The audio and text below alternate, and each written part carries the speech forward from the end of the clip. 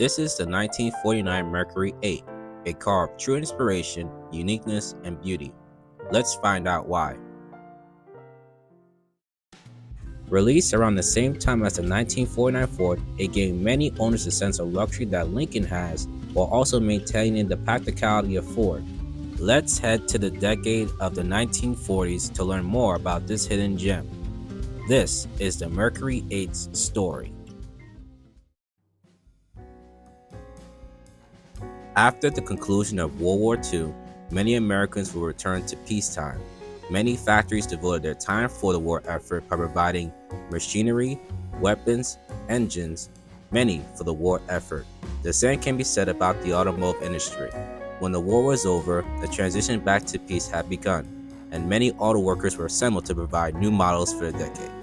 Along with many American manufacturers, Mercury decided to design the third generation Mercury 8. Development for this car started right after the war ended. The design of the car came from Eugene Bob Gregory. Before his role at Mercury, he originally designed cars in the UK.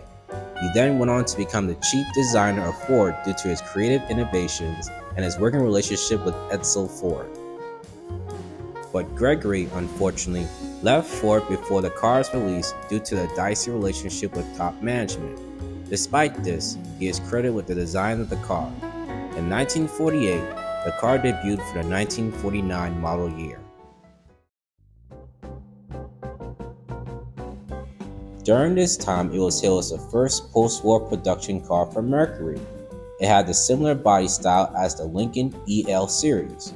This is due to Lincoln and Mercury becoming a large subgroup under Ford known as the Mercury-Lincoln division. The structure of the car was shifted from relegated steel wood to body paneling. Body paneling means that what you get in the exterior side of the car, you also get in the interior side of the car. Just like the 1949 Ford, the Mercury also came with different trims and body styles to suit many different buyers of the market. At the time, you can buy a two-door coupe similar to my Motormax 1x24 diecast version of the car, or you can get the two-door Monterey version. And if you're into station wagons, you can also get a two-door station wagon for your car. And you can also get a two-door convertible or even a four-door suicide door sedan.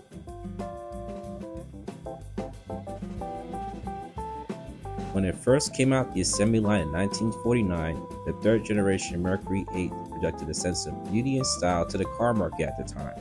The body was a very successful addition to the car, and it led to sales being broken. In total, there was 301,307 Mercury 8s produced. Some of the car's safety features include a rugged frame, safety glass, easy action brakes, and road-hugged stability.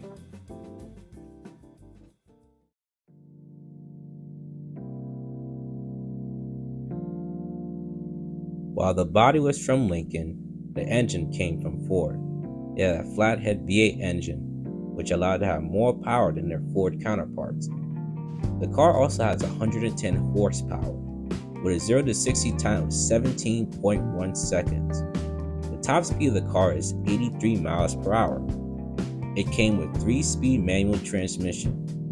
However, Mercury, to gauge more customers, decided to create another transmission known as the Merc-O-Matic transmission, which was an equivalent to the automatic transmission. This was their way of competing with GM, who already offered automatic transmissions in their cars. At the time as well, the car had a fuel economy of 17 miles per gallon, which was pretty decent at that time. And because of these factors, the table has been set for the 1949 Mercury to enjoy a successful career in Hollywood.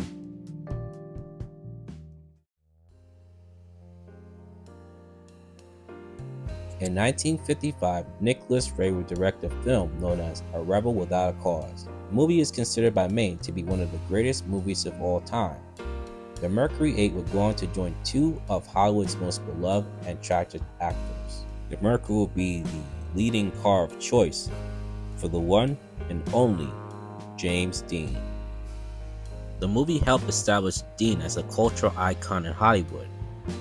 The same can be said for Natalie Wood, who will also make a name for herself. Wood would go on to become one of the best actors of her own generation. Unfortunately, both Wood and Dean would pass away young, with Dee dying at the age of 24 in 1955, the same year as the film was released, and Natalie Wood passing away at the age of 43 in 1981. Both are considered two of the legendary actors of their time, and Rebel Without a Cause become one of the greatest movies of all time. The Mercury used in the film was actually heavily modified to fit James Dean Cool character known as Jim Clark. The car actually became influential in another culture, but I'll save that for the later part of the video. It came in as a black two-door coupe, which is similar to my 1x24 Monomax version, and symbolizes the rebellious nature of our main protagonist in the film. But this car also appeared in another film. Let's take a look at how modified the Mercurys can be.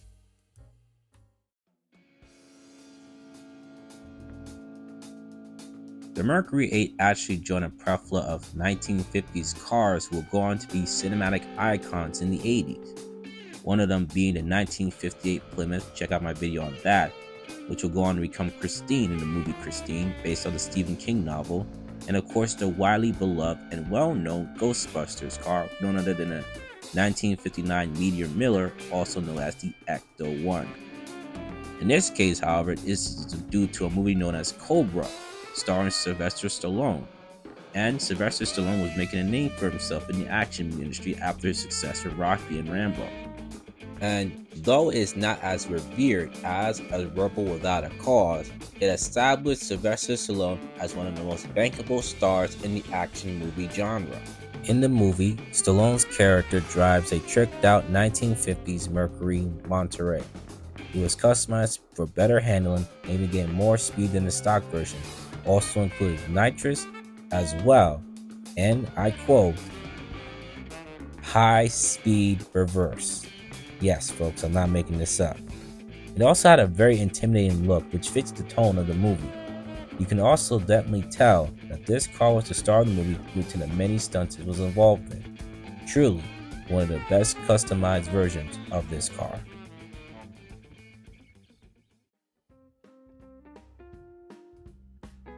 Due to the success of Rebel Without a Cause, it actually grew a new culture known as the hot rod culture, where many people show off their classic rides, and the Mercury is definitely no exception.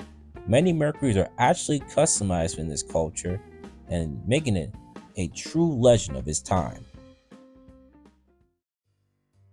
The Mercury is one of the best classic cars of all time. It came out at a time where it symbolizes the end of warfare to the transition of peacetime. Its body betrayed not only the elegance, but a sense of uniqueness. The different trim styles also shows Ford's commitment to their buyers on bringing them in. It had an engine to be a predecessor for many Fords behind it. It appealed behind the silver screen, which also contributed to its legacy. It showed the dedication and heart of the workers that provided the car at the time.